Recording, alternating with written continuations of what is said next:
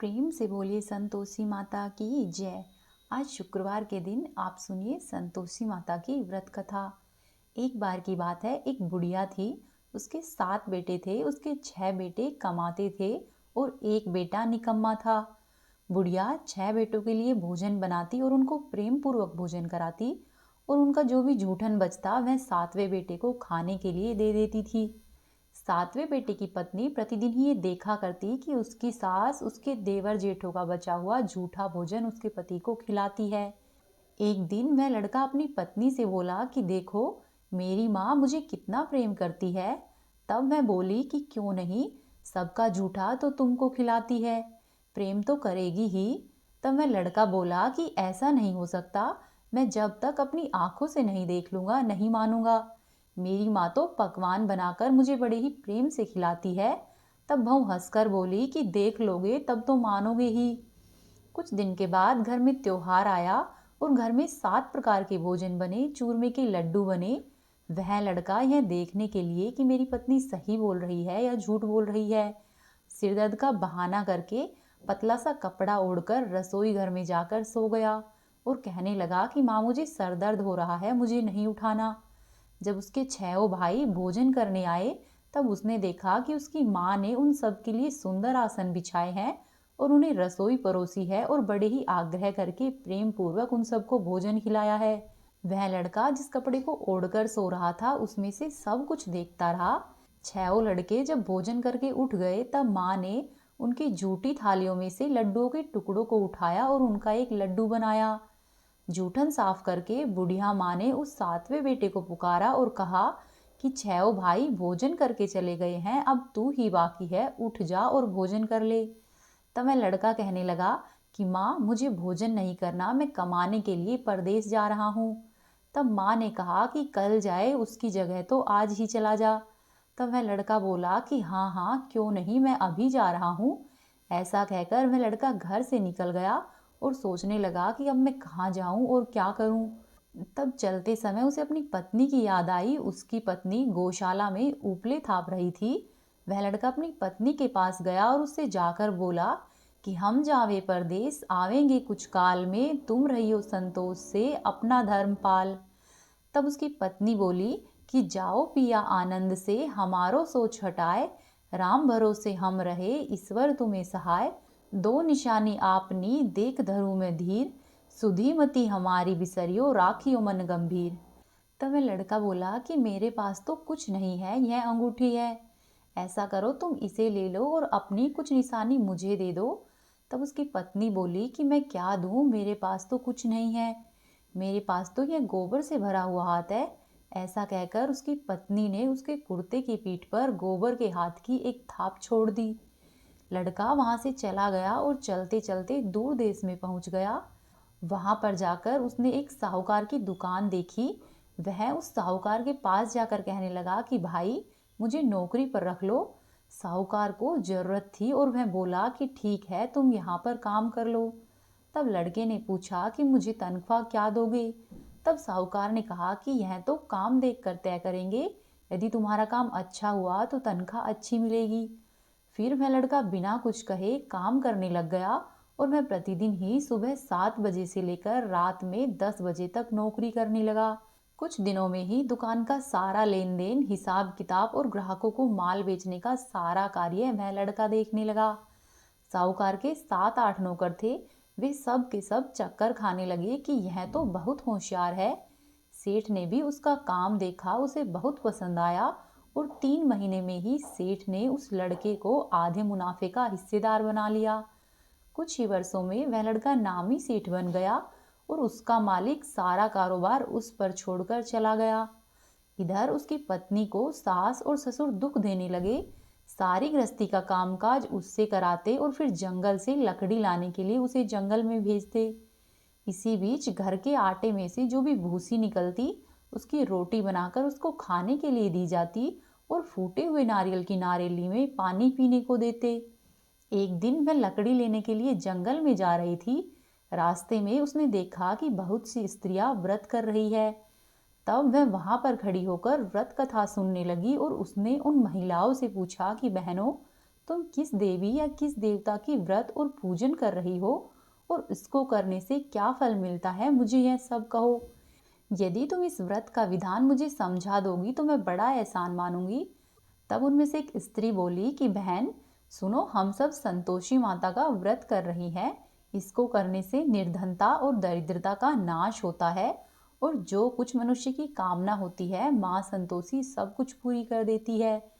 तब उसने उन महिलाओं से व्रत की विधि और इसके महत्व के बारे में पूछा। महिलाओं ने उसे सब कुछ विस्तार पूर्वक बताया। तब वह स्त्री बोली कि ऐसा करना, 1.25 आने का गुड़ और चना लेना, इच्छा हो तो 5.25 आने का लेना या फिर 1.25 रुपये का भी अपने हिसाब से ले लेना। बिना परेशानी और श्रद्धा से प्रेम से जितना भी बन पड़े उतना सवाया लेना। प्रत्येक शुक्रवार को निराहार रहकर कथा सुनना। बीच में किसी भी शुक्रवार को नहीं छोड़ना। लगातार ही इस नियम का पालन करना। यदि कोई कथा सुनने वाला नहीं मिले तो घी का दीपक जलाकर उसके आगे या फिर जल के पात्र को अपने सामने रखकर कथा कहना। जब तक कार्य सिद्ध नहीं हो तब तक इसी नियम का पालन करना और जब तुम्हारा कार्य सिद्ध हो जाए तब इस व्रत का उद्यापन करना। यदि किसी के ग्रह खोटे भी हो तो भी माता रानी वर्ष भर में ही कार्य सिद्ध कर देती है। फल सिद्ध नहीं होने पर उद्यापन बीच में नहीं करना चाहिए। उद्यापन में 2.5 सेर आटे का खाजा तथा इसी परिणाम से खीर तथा चने का साग भी लेना चाहिए। 8 लड़कों को भोजन कराना चाहिए। जहाँ तक हो सके देवर जेठ या बंधु भाइयों के लड़के लेने चाहिए। यदि नहीं मिले तो रिश्तेदार या फिर पास पड़ोस के लड़कों को बुलाना चाहिए। उन्हें भोजन कराकर अपनी सामर्थ्य के अनुसार दक्षिणा देनी चाहिए। ऐसा करके माता रानी का नियम पूरा करना चाहिए। उस दिन घर में खटाई नहीं खानी चाहिए। यह सुनकर बुढ़िया के लड़के की बहू उधर से चल दी। रास्ते में उसने लकड़ी के बोझ को बेच दिया और उन पैसों से जो भी गुड़ और चना मिला वो ले लिया और माता के व्रत की तैयारी करके आगे की ओर चली। सामने मंदिर देखकर मैं पूछने लगी कि यह किसका मंदिर है, तो सब कहने लगे कि यह तो संतोषी माता का मंदिर है। यह सुनकर वह माता के मंदिर में जाकर उनके चरणों में गिर गई और दीन होकर विनती करने लगी कि हे माँ, मैं निपट अज्ञानी हूँ, व्रत के कुछ भी नियम नहीं जानती, मैं दुखी हूँ। हे माता, हे जगत जननी, मेरे दुख को दूर करो, मैं तुम्हारी शरण में हूँ। माता को उस बहू पर दया आई। एक शुक्रवार बीता कि दूसरे शुक्रवार को उसके पति का पत्र आया और तीसरे शुक्रवार को उसके पति का भेजा हुआ पैसा आ पहुंचा। यह देखकर जेठ और जिठानी मुंह सिकोड़ने लगे और उसके लड़के बहू को ताने देने लगे। कहने लगे कि काकी के पास तो पत्र आने लगे हैं, रुपया आने लगा है, अब तो काकी की खातिरदारी बढ़ेगी। तब बेचारी बहू सरलता से कहती कि भैया, कागज आवे रुपया आवे, हम सब के लिए ही अच्छा है। ऐसा कहकर मैं आंखों में आंसू भरकर माता संतोषी के मंदिर में आकर माता रानी के चरणों में गिरकर रोने लगी और कहने लगी कि माँ, मैंने तुमसे पैसा कब मांगा है, मुझे पैसे से क्या काम है, मुझे तो अपने सुहाग से काम है, मैं तो अपने स्वामी के दर्शन मांगती हूँ। तब माता रानी ने प्रसन्न होकर उससे कहा कि जा बेटी, तेरा स्वामी जल्दी आएगा। यह सुनकर बहू खुशी से बावली हो गई और घर में जाकर अपना काम जल्दी जल्दी करने लगी। अब संतोषी माँ विचार करने लगी कि इस भोली पुत्री को मैंने कह तो दिया है कि तेरा पति आएगा, लेकिन कैसे आएगा, वह तो सपने में भी याद नहीं करता है, उसे याद दिलाने के लिए मुझे ही जाना पड़ेगा। इस तरह माताजी उस बुढ़िया के बेटे के पास जाकर स्वप्न में ही प्रकट हो गई और कहने लगी कि साहूकार के बेटे सो रहा है या जागता है। तब मैं कहने लगा कि माता, सोता भी नहीं हूँ और जागता भी नहीं हूँ, कहो मेरे लिए क्या आज्ञा है। तब माँ कहने लगी कि तेरे घर बार कुछ है कि नहीं। तब मैं बोला कि मेरे पास सब कुछ है माँ, माँ बाप है, बहू है, क्या कमी है। तब माँ बोली कि भोले पुत्र, तेरी बहू घोर कष्ट उठा रही है, तेरे माँ बाप उसे परेशानी दे रहे हैं, वह तेरे लिए तरस रही है, तू उसकी सुध ले। तब मैं बोला कि हाँ माताजी, यह तो मुझे मालूम है, परंतु मैं कैसे जाऊं, परदेश की बात है, लेन देन का कोई हिसाब किताब नहीं है, कोई जाने को रास्ता ही नहीं समझ आता, मैं कैसे चला जाऊं। तब माँ कहने लगी कि मेरी बात मान, सुबह सवेरे नहा धोकर संतोषी माता का नाम लेना, घी का दीपक जलाकर दंडवत प्रणाम करके दुकान पर जाकर बैठ जाना। देखते ही देखते सारा लेन देन चुकता हो जाएगा। जमा माल है वह सब बिक जाएगा और सांझ होते होते धन का भारी ढेर लग जाएगा। ऐसा कहकर माता रानी अंतर्धान हो गई और वह लड़का सो गया। सुबह जब उठा तो उसे रात के सपने की बात याद आई और उसने सोचा कि जैसा मुझे सपना आया है वैसा ही करता हूँ। फिर उसने माता रानी के कहे अनुसार ही किया। वह नहा धोकर संतोषी माता के लिए घी का दीपक जलाकर दुकान पर चला गया और वहां पर जाकर बैठ गया। थोड़ी ही देर में रुपया लाने लगे, लेने वाले हिसाब लेने लगे। कोठे में भरे सामान के खरीदार नगद दाम देकर सौदा करने लगे। शाम तक धन का भारी ढेर लग गया। मन में माता का नाम लेकर चमत्कार देखकर मैं प्रसन्न हो गया और घर जाने के लिए गहने, कपड़े इत्यादि सामान खरीदने लगा। वहां से काम निपटाकर मैं तुरंत ही अपने घर के लिए रवाना हुआ। उधर दूसरी तरफ उसकी पत्नी जंगल से लकड़ी लेने जाती है और लौटते वक्त माताजी के मंदिर में विश्राम करती है। वह मंदिर तो उसके प्रतिदिन रुकने का स्थान था। वह माता रानी से पूछती है कि हे माता, यह धूल कैसी उड़ रही है। तब माता कहती है कि हे पुत्री, तेरा पति आ रहा है। अब तू ऐसा कर कि लकड़ियों के 3 बोझ बना ले। एक नदी के किनारे रखना और दूसरा मेरे मंदिर पर और तीसरा अपने सिर पर रखना। तेरे पति को लकड़ियों का गट्ठर दिखेगा तो मोह पैदा होगा और वह यहाँ पर रुकेगा, नाश्ता पानी खाकर माँ से मिलने जाएगा। तब तू लकड़ियों का बोझ उठाकर जाना और चौक में गट्ठर डालकर जोर जोर से आवाज लगाना कि लो सासू जी, लकड़ियों का गट्ठर लो, भूसी की रोटी दो और नारियल के खेपड़े में पानी दो। और आज हमारे घर में कौन मेहमान आया है। माता जी से बहुत अच्छा कहकर वह प्रसन्न मन से लकड़ियों की 3 गट्ठर बनाती है। एक को नदी के किनारे पर, एक को माता के मंदिर पर रखती है। इतनी ही देर में मुसाफिर आ पहुंचा। सूखी लकड़ी देखकर उसकी इच्छा उत्पन्न हुई कि हम यहीं पर विश्राम करेंगे और भोजन बनाकर खा पीकर अपने गांव में जाएंगे। इस तरह रुककर भोजन बनाया, विश्राम करके वह गांव को गया। सबसे प्रेम पूर्वक मिला। उसी समय सिर पर लकड़ी का गट्ठर लिए वह उतावली सी घर में आती है। लकड़ियों का भारी बोझ आंगन में डालकर जोर जोर से 3 आवाजें देती है। वह कहती है कि लो सासू जी, लकड़ियों का गट्ठर लो और नारियल के खेपड़े में पानी दो। और सासू जी, आज हमारे घर पर कौन मेहमान आया है। यह सुनकर उसकी सास बाहर आकर अपनी बहू को दिए हुए कष्टों को भुलाने के लिए कहती है कि बहू, तुम क्या बातें करती हो, तेरा स्वामी घर पर आया है। आ यहाँ आकर बैठ, मीठा भात खा, भोजन कर और कपड़े गहने पहन। उसकी आवाज सुनकर उसका पति बाहर आता है और अंगूठी देखकर व्याकुल हो जाता है। माँ से पूछता है कि माँ, यह कौन है। तब माँ बोली कि बेटा, यह तेरी बहू है। जब से तू गया है तब से सारे गांव में भटकती फिरती है। घर का कुछ कामकाज नहीं करती, 4 पहर आकर खाना खा जाती है। तब मैं लड़का बोला कि ठीक है माँ, मैंने इसे भी देखा है और तुम्हें भी देखा है। अब ऐसा करो, मुझे दूसरे घर की चाबी दे दो, मैं उसी में रहूंगा। तब उसकी माँ बोली कि ठीक है, ये ले चाबी, जैसी तेरी मर्जी हो वैसा कर। ऐसा कहकर माँ ने उसे चाबी दे दी। तब मैं लड़का दूसरे मकान की तीसरी मंजिल में रहने गया और वहां पर उसने सारा सामान जमाया। एक दिन में राजा के महल जैसा ठाठ पाठ बन गया। अब तो मैं बहुत सुख भोगने लगी। इतने में ही शुक्रवार आया। उसने अपने पति से कहा कि सुनो, मुझे संतोषी माता के व्रत का उद्यापन करना है। तब उसका पति बोला कि खुशी से कर लो। वह उद्यापन के व्रत की तैयारी करने लगी। वह जिठानी के लड़कों को भोजन के लिए कहने गई। लड़कों ने हामी भर दी, परंतु पीछे से जिठानी ने अपने बच्चों को सिखाया कि देखो, भोजन के समय खटाई जरूर मांगना। ऐसा करने से उसके व्रत का उद्यापन पूरा नहीं होगा। फिर जब लड़के जीमने आए तो उन्होंने भरपेट खाना खाया, परंतु खाना खाने के बाद कहने लगे कि हमें तो खटाई दो, खीर का खाना हमको नहीं भाता है। यह देखकर हमें अरुचि होती है। तब मैं कहने लगी कि भाई, खटाई किसी को नहीं दी जाएगी, यह तो संतोषी माता का प्रसाद है। तब लड़के उठकर खड़े हो गए और बोले कि लाओ, हमें पैसे दो।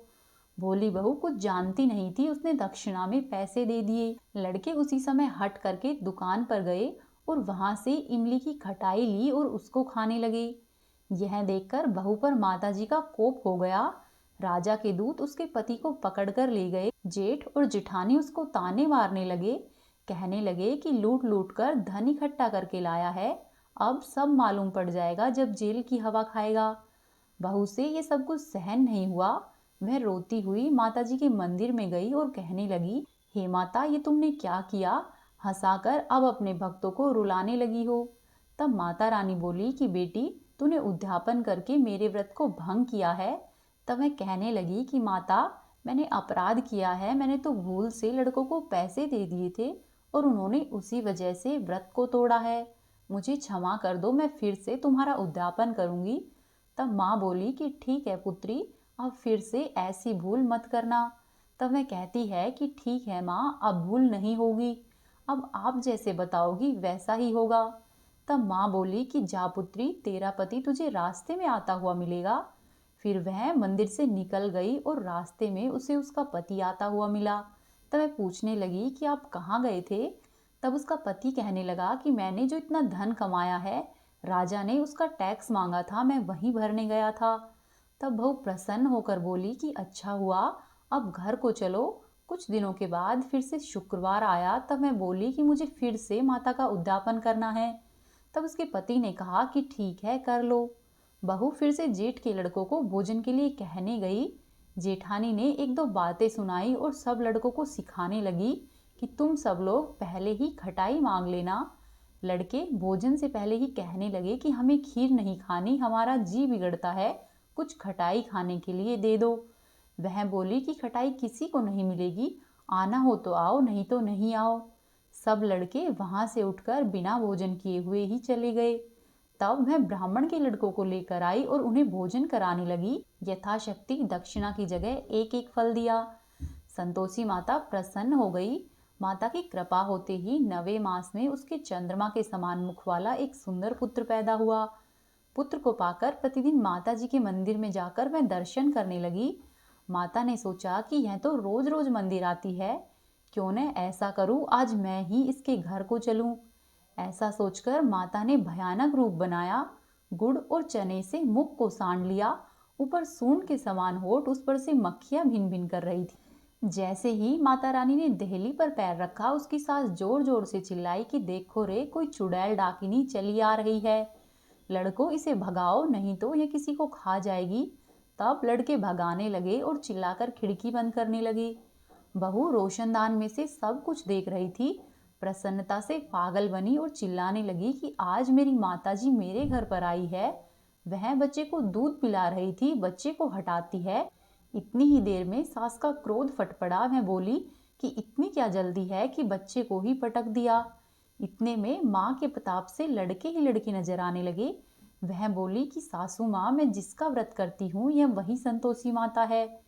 सबने माता रानी के चरण पकड़ लिए और विनती करने लगे कि हे माता, हम मूर्ख हैं, अज्ञानी हैं, तुम्हारे व्रत की विधि भी नहीं जानते हैं, व्रत भंग करके हमसे बड़ा अपराध हुआ है। हे माता, आप हमारा अपराध क्षमा करो। इस प्रकार से माता प्रसन्न हुई। हे माता रानी, जैसे आप बहू पर प्रसन्न हुई है और जैसा फल बहू को दिया है, वैसा ही सबको देना। जिसका जो भी मनोरथ हो उसका पूर्ण करना। प्रेम पूर्वक बोली संतोषी माता की जय।